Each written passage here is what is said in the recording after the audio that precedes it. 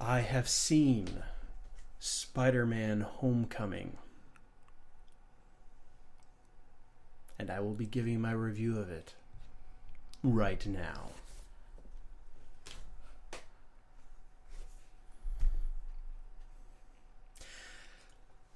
Now, if you're concerned that Spider-Man Homecoming is going to be a movie that retreads familiar territory as far as the origins of Spider-Man, the only thing they ever reference from the origin story is that he was bitten by a special experimental spider and that the spider is now dead.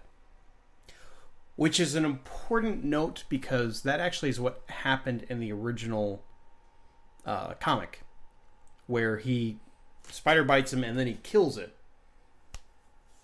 And I feel like in both the Tobey Maguire Spider-Man and Andrew Garfield Amazing Spider-Man, although with Andrew Garfield, I think the spiders all got killed that fell on him when he was in Oscorp. Got away. All of them got away?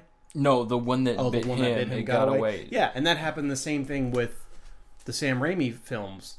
It just bites him and then scampers off. And it's like, oh, great. So anyone else it bites will also become Spider-Man.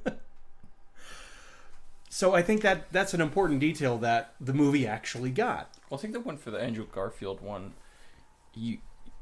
they were just spinning silk or the thread. Mm-hmm. Because they were robots in that movie. The spiders? Yeah. I think that they were also genetically modified spiders. I'm pretty sure they were robot spiders. If they were, that was a stupid idea.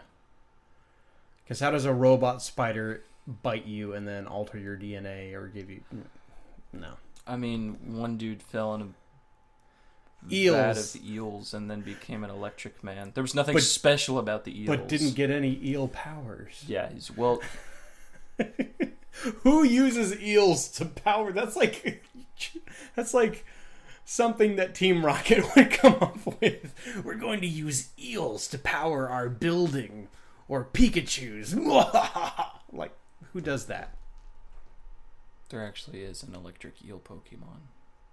Well, I would hope so, but my point is, the second Amazing Spider-Man, like, it's so strange because in that movie, I'll get to the Homecoming review, I promise. But in that movie, of course, spoiler alert with that, Gwen Stacy dies. It's a very serious moment in Spider-Man's history. But they have all these campy moments in the film leading up to that. It's almost like they felt like the movie would be too dark unless they had all this campiness in it, especially with Electro, that it didn't need to have. The movie feels horribly unbalanced. Homecoming does not. The only thing that I wish that they did do, there's no flashback. Uncle Ben's name is not even mentioned. There's not even a reference to with great power comes great responsibility. Nothing like that. They're just who's like Uncle Ben? Yeah, they're all the only thing I think at one point. So Peter's friend, you know this from the trailer. Peter's friend who finds out that he's Spider-Man. I can't think of his name at the moment. They don't really mention it very much. Movies need to start doing that. Start talking about side characters that you know your audience is not familiar with. Mention their names more. Because I'm tired of coming out of a movie and be like, oh, yeah, that one guy. I'm sorry, unless your name's Peter Parker or Tony Stark, I don't know who you are in this movie. Aunt May. Happy Hogan. He's in a lot of the movie. He's kind of the contact person for... Is it the same dude who played Happy? Yes. That's good. Yeah. Jon Favreau, who was the director of Iron Man. The first two Iron Man movies. Yeah. Yeah, I love him in that role. Just this really straight, no-nonsense guy who is just completely out of his element all around all these superheroes. So with... there's... I think there's one time where his friend asks him, like, why don't you tell your aunt that you're Spider-Man? And he said, I can't do that with all that she's been through lately. Like, he couldn't have even said, like, she just lost her husband like a year ago or 2 years ago. Like you couldn't do anything like that. Also, and this I've seen a lot of articles about this online. So the movie starts with the cleanup from the Chitauri attack in New York from the first Avengers film. It's a good and that's a great place to start. They don't give you a year, although I think in other Marvel movies they have stated that it takes place in 2012 when the movie was released.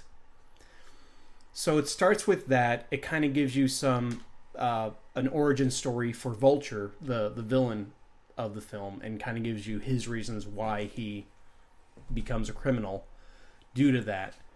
And then it says 8 years later, which is when Spider-Man Homecoming supposedly takes place. Like, you can't miss it. Black screen, big white letters, 8 years later. So does Spider-Man Homecoming take place in the year 2020? Because if it does, then that has problems with other Marvel continuity films. And they just... Sony basically messed up, is what I think happened. They don't know the timeline that Marvel has, although I suspect that this movie was actually shown to Marvel Studios because they were involved in it. Their names on it. They should have caught that. That seems like a big blunder unless the film actually does take place in 2020, in which case I don't see how that's happening. But we do skip forward. We see, Peter with the whole Civil War thing, and where the movie begins with Peter is he wants to, of course, start doing more things. You can kind of piece this together with trailer shots. He wants to be not necessarily an Avenger, but he does want to start doing more things other than just stopping burglaries. There's a montage of him like doing very menial tasks, like stopping a bike thief, but then having no idea where to return the bike to, or helping an old lady with directions in the Spider-Man in full Spider-Man outfit. And oh my goodness, what's so good about this movie? There's so much Spider-Man in it. There's so much action with Spider-Man and just him being Spider-Man. Like it's not like, as much as I like Spider-Man 2, one of my issues with that film was they did the whole, I'm not going to be Spider-Man anymore, so I'm going to go for 30 plus minutes of the film where you don't see the title character. It's kind of the same problem that The Dark Knight Rises had, where I think Batman was in about 20 minutes of the film. You can't do that. That is something that I dock for. This movie does not have that at all. There's plenty of him in the suit. I think that there's a really good balance of Peter Parker and Spider-Man because the two really are important to the story. I will say this though, Sony. This is one of the reasons why Sony doesn't need to have the Spider-Man license anymore for films. I've seen every single Spider-Man film they've made. In every single movie, they have made it so in the last battle with the villain, his mask always comes off somehow. Whether it gets damaged to the point where he can't see and he's got to take it off, or he just thinks the fight's over, so he takes the mask off. If you're a superhero, you don't take your mask off. The audience doesn't need to know that that's Tobey Maguire or Andrew Garfield or Tom Holland under the mask. We know it's Peter Parker, okay? We're not stupid. And I think the only reason they do that is because, well, we're hiring this actor to be in this role. People want to identify him as Spider-Man. Why not do it in the climactic scene of the film? I'm so tired of seeing maskless Spider-Man in the climactic battle of these films. They did it with Homecoming. Stop doing it. I want to see Spider-Man fighting a supervillain. That's it. I know it's Peter under there. Leave it at that. That never happens in the comics. It never happens in any other media for Spider-Man. It doesn't happen in any of the Marvel movies. But then again, most of the Marvel characters don't really have a secret identity, so there is that that idea or concept to play There've with. been a few movies where Tony's his helmet has been ripped off. Yeah, but the thing is, he doesn't have a secret identity. At the end of the first movie, he gives up his secret identity. He's I am Iron Man. Couldn't help myself. Let's see. So I do have that qualm with the movie. There is, and this is not going to be a problem that a lot of people have with this film, but there was a lot of you could say juvenile slash.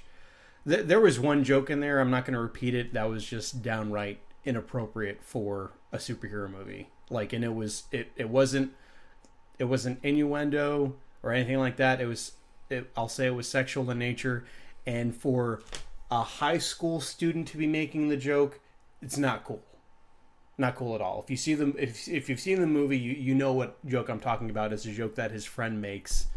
But yeah, it's that joke among some of the other things in the film I thought were completely inappropriate. While I'd love to get into some spoilers, I won't for your sake, because I know you're planning on seeing it. So let me think. Tony Stark is not in it that much. I think he's in it a good amount. I think if, because we talked about how in the sequel for Homecoming, they're planning on having another Avenger step in as the role for that Tony has in this movie, where it's like a mentor, an older superhero coming in to give him some tips and walk him through things. If they follow this, if they give them this much screen time, it'll be perfect. I feel like it was the perfect amount to have Tony Stark in the movie. Maybe it'll be Hawkeye. Yeah, because everyone wants to see more Hawkeye. I like his character. What character? He hasn't been given enough screen time. I don't think a Spider-Man movie is a good place for that, but I still think I don't know. I like his humor more than Ant-Man. Star-Lord would be the best. Rocket. Just Rocket. Just let Rocket train him. Kid, you gotta use guns, I'm telling you. Unless Fox wants to bring that sweet, sweet Spidey Deadpool duo. Oh gosh. So I don't really want to talk more details, just because I don't want to spoil anything. I will say that it's probably, I feel this is the one thing that the movie I think fails with, and this is kind of Spider-Man in general. Unfortunately, it looks like in the Marvel Cinematic Universe, we have a very customized version of Spider-Man. It would have been better if the Amazing Spider-Man movies had not happened. Like if Spider-Man 3 had happened back in like 2006, 2007, I think is when it came out. 07, I want to say. If the Andrew Garfield films hadn't happened, I think we would be in a better position for Spider-Man being in the MCU. Unfortunately, those films happened, so I do think because of that, the way they approached this movie was, it's not going to be an origin story. We're barely even going to mention how he got his powers. Everyone knows how Spider-Man came to be. We've told the story twice, 2 different ways in the last decade. So we're done exploring that. And I kind of feel that while I get that people can be fatigued by that aspect of the character, I still think you could have at least done a flashback. Because without that there, this movie kind of feels like a alternate version of Spider-Man. It does not feel like a definitive version of Spider-Man, which in the Marvel Cinematic Universe, that's how all of the other characters feel. Iron Man, the first Iron Man, that feels like the definitive origin for Tony Stark. Same thing with Thor. Even the Incredible Hulk covers the origin of his powers. And I loved how in that movie they actually went back and referenced the old 70s, 80s show and how it happened there with him sitting there and having like the green green cross targeting system kind of go over his face the way that they did it in the original show. There was a lot of callbacks to the original show. That was a nice touch with that. Guardians of the Galaxy, just name any of the Captain America, First Avenger. Some of those films are weaker than the other ones, but I feel like as a first film, Spider-Man: Homecoming kind of feels a little bit like this is Spider-Man version 1. Or Spider-Man version 3 that we're seeing.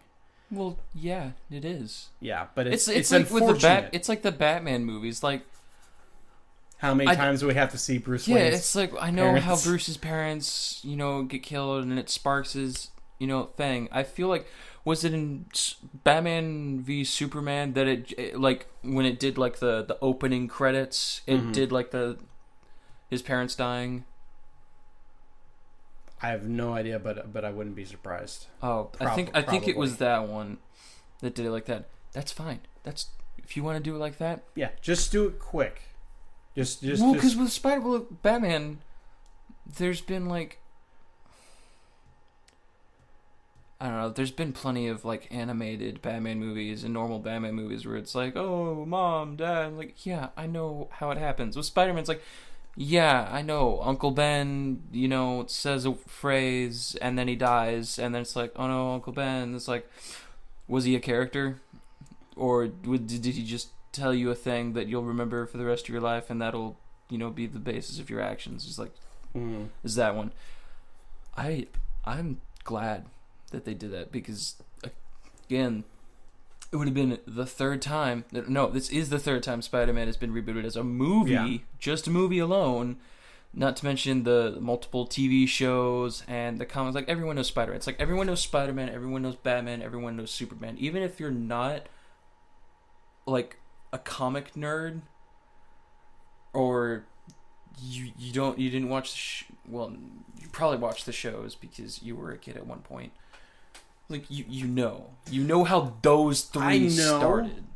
But it's almost like saying, well, Spider-Man knows how to web swing, so you don't need to see him web swing. Like, no, I need to... No, because that's action. That's a completely different thing. But story-wise, I need beginning, middle, end. Like, this kind of feels... This film feels like you're coming in and you've missed something. And I know, yes, everyone knows the origin story of Peter Parker by now. It's just a shame that the completely unnecessary Amazing Spider-Man films that Sony did a couple of years ago really hampered this version of Spider-Man because they didn't even want to mention Uncle Ben.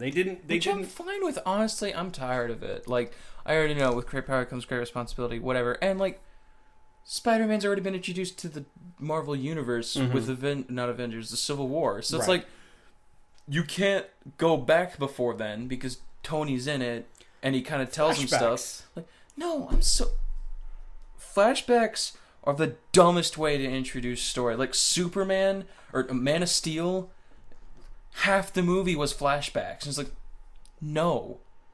Well, Wonder Woman, the whole movie was a flashback. Well, so was Captain America. No, Captain America doesn't start in present day. It jumps to present day at the end. No, it starts in present day. Where does it start? In Antarctica, when they find the jet and they find the shields. Like, oh yeah, I guess that doesn't happen at the end of the film. Nope. Happens in the beginning. I'll have to rewatch that. Also, with like Captain America and Iron Man and Thor and those three, like. Not everyone knows their backgrounds or their like origin stories. Like, I didn't know Captain America was in World War II. I didn't know that Iron Man was, a jerk. who made weapons and then had a traumatic experience because of his weapons, and then was like, oh, I'm not helping the world. I'm kind of like fueling the problem. So then he created a weapon to help destroy those weapons, and it turned into a shield more of.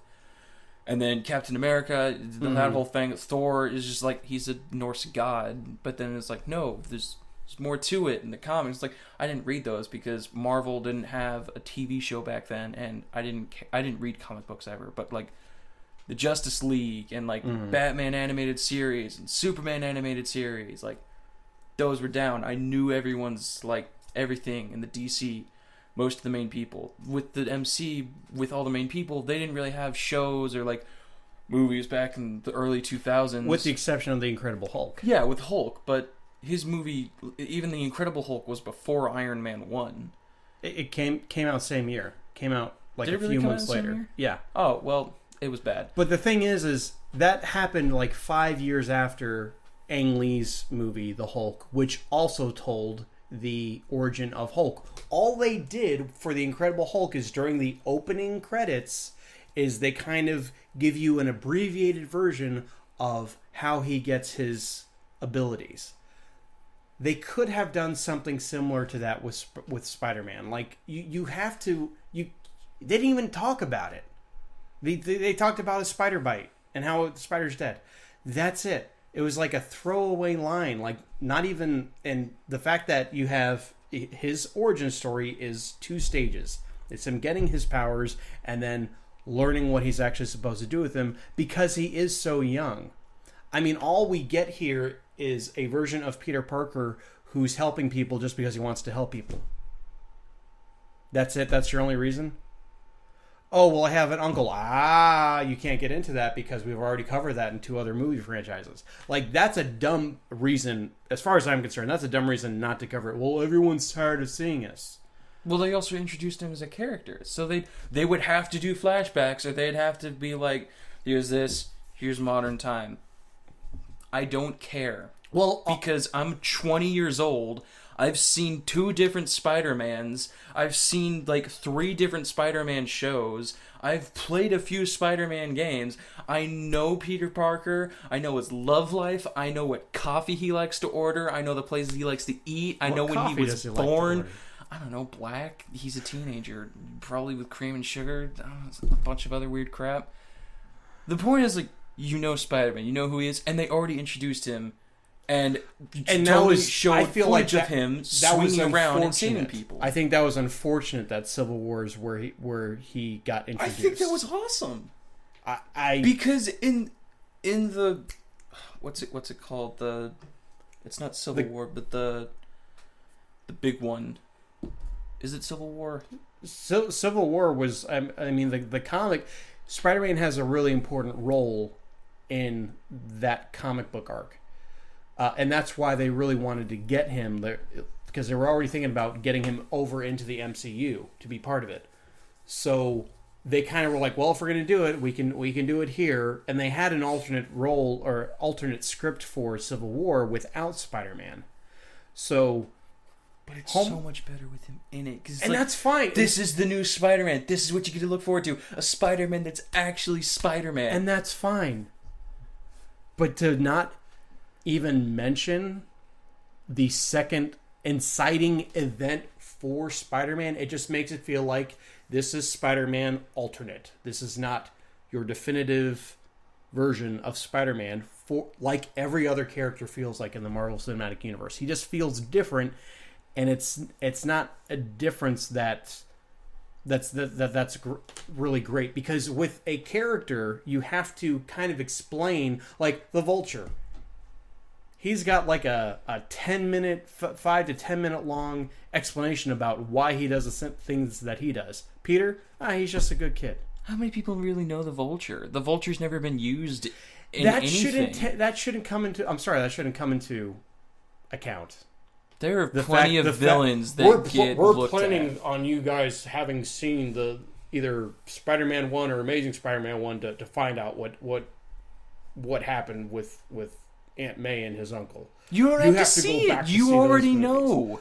It's like I'm if a not brand new Batman movie series started coming out. Do you want to see his parents die for like the 50th time? If it's a new representation of the character, yes. Because it's I don't care. part of Because it. Batman turns into Batman the same way. His parents are killed in front of him. He's afraid of bats. He becomes Batman. Spider-Man is a teenager. He gets bit by a spider. He gets powers because of it. His uncle dies because he messed up. And now he's like, oh, need to do this for good. You just know it. You just know what he has to do and who he is. when you're With the Guardians of the Galaxy, I had no idea who they were. When the movie came out, I wasn't even planning on seeing it because it was like, what is this crap? What? Like, Chris Pratt's in it. That's like, okay, I watched Parks and Recreation. Cool. Maybe I'll see it because of that. And So Rocket Raccoon, I had no idea who he was. you're I found out who he was arguing- because of a high school club. you're arguing that I just want to make sure I understand. You're arguing that since Spider-Man is such a popular character in pop culture, probably the most popular character in Marvel, so many people know his origin story, you don't have to cover it. Yes. Like, ever again, we never have to hear about Uncle Ben ever again. No. Even I though- could honestly go the rest of my life without even knowing Uncle Ben. Even though, like, the Sam Raimi films basically go back to the origin or go back to Uncle Ben saying what he had to say to Peter in all three of those movies. Which is dumb. It's integral to the character. You already know. I'm saying whenever Like Peter in Parker, Spider-Man 3, the throwback to like Sandman having to go back and explain all that is like, that was cool. That was like, okay, that's something you need to go back for because now you know that Sandman was the dude who, or no, he wasn't the one who killed him, but he was with the guy who killed him. He was a part of that, and No, that's the he- reason he's in jail. Was he? Did he kill him? Yeah, he Okay, well, yeah, accidentally he shot killed him. You need to know that because when Peter Parker finds it, it's like, oh, it's about to get real because he knows. And you need to know why he's in jail. You need to know why he escaped jail. You need to know why he's in a pit. And all that because Sandman is not a character, or at least he wasn't a character that you didn't know anything about him. He's just like, you're just a dude running out of jail. All right, so all you elderly 60-year-old grandmothers who have taken your grandchildren to see this movie, if you don't understand Spider-Man, then it's your fault. That's what Matt is It is saying. your fault. You're 60 years old. Why are you watching Spider-Man? Because their grandchildren dragged them to it. These are grandchildren. And now they can't They even... want to go watch they- Spider-Man. They don't care. Why is this blue and red man swinging around the city? What are his motivations? He's just a good kid. There are no good kids. I have grandchildren. I should know. That's what you're going to get from this movie. First off, if your grandparents are like that, I'm sorry for you. I'm sure there's plenty of grandparents out there like that. I know there are. They're not all. I They're interact not all with a lot nice. of people. I interact with a lot of old people on a daily basis. But I don't think they need it. And flashbacks, when they overuse them, are annoying. And I hate that. Well, sure. Especially when they jump around. I'm saying this movie could have benefited from a single flashback. I guess I'll know on Sunday. Is that when you're going to go see it? Probably. You're probably not going to change your opinion. I'm not going to change my opinion because who doesn't know Spider-Man? So moving on from that point, I will say that it oddly enough, I thought this was probably going to be my favorite Spider-Man movie going in. It's actually not. I would say it doesn't. Even though I mentioned that flaw that Amazing Spider-Man 2 does, or not Amazing Spider-Man, Spider-Man 2 with Tobey Maguire, it has that problem of having a big chunk of the film without Spider-Man that this movie doesn't have. Even so, I feel like that movie is a better Spider-Man film in general. Still my favorite. I would put Homecoming as number 2 in the 6 movies that have been released. Amazing Spider-Man 2 and Spider-Man 3 are on the bottom. I can't decide which is worse. I can. I think Spider-Man 3 is probably the worst of the two. Yep. But Amazing Spider-Man 2 is not far behind.